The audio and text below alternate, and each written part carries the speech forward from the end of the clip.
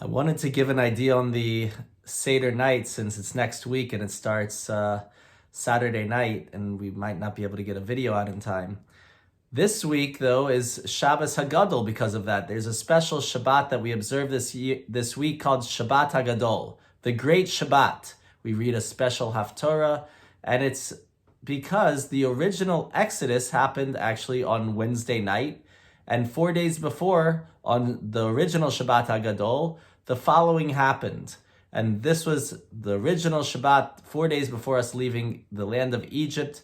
We actually were told by God to tie a lamb to our bed, and we were going to eventually put it on, sacrifice it and put it over our door, as we know, and that's what saved us from the plague of the firstborns. The interesting thing about it was the Egyptians worshiped sheep. That was the Egyptian deity.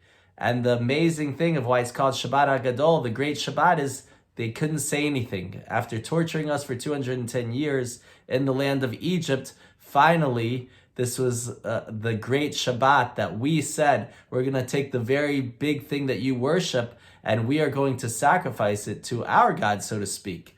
And that, say the sages, instilled a level of emunah, a level of faith in the Jewish people that continues to this day. That's the idea of this Shabbat, Shabbat HaGadol. However, the question is, what exactly are we commemorating or doing on Pesach night? We read a whole Haggadah, as we all have the tradition of doing, and it delineates in the Haggadah many, many specific things. It takes a long time to go through it for some people. What is the idea? If it's just is it an act of prayer that we're doing? If it's a prayer, or is it a commemoration of some event like Sukkot, then we should just go into a sukkah. Or is it like Shavuot, the holiday that we commemorate the giving of the Torah? Why are we, if we're just commemorating a holiday, we can just say a prayer or something like that talks about God taking us out of Egypt? What exactly are we trying to do? And the answer is through the Jewish people getting their new state of belief. Yeah, we looked back at our entire 210 years in Egypt and saw and remember all the miracles that happened, and we were overcome with gratitude. Yes, gratitude is the theme of Seder night, of the night where we read the Haggadahs together. If you just have a night of belief, maybe a prayer would just suffice. If it was an idea of just a commemoration, okay, so just eat matzahs and that's it. But when the night is built on gratitude for all the miracles that God did for us in leaving Egypt, and ultimately that he does for us today in our days and throughout our whole lives, so we have to talk about every single little thing that happened. It's not enough when somebody does something for you to just say thank you. You have to say thank you for what? There are many things that we're thankful for, and you have to list all the things that you're thankful for.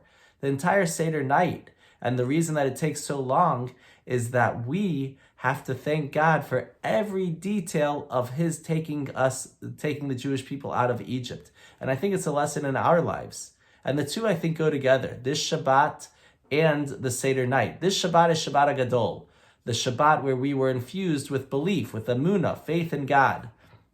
And when you believe in someone, you can recognize all the gratitude you have for that one person. And that is true in all relationships. The more you believe in someone, the more thankful you are for all that they do. And that's the idea behind Seder night. Seder night is built on this Shabbat, Shabbat HaGadol, where we thank Hashem, where we instill the level of emunah, level of belief in God. And in that, we take that belief and we look at everything that happened during our 210 years in Egypt, and we thank Hashem for all of the miracles that he blessed us with. And I think it's a nice lesson to take in life, that through belief in another, we can then come to appreciate another. And through that, when we appreciate another, we have to list every single reason of what we're appreciative for. And I think with these lessons, it will help us have a successful Shabbat HaGadol this Shabbat, and ultimately a successful Seder that we should all have with our families and our loved ones, whether we're together or whether we're separate, whatever the case may be, should help us in going through the Haggadah in the most successful way. And I wish you all a Chag Kasher V'Sameach, a happy kosher holiday, and a Shabbat Shalom.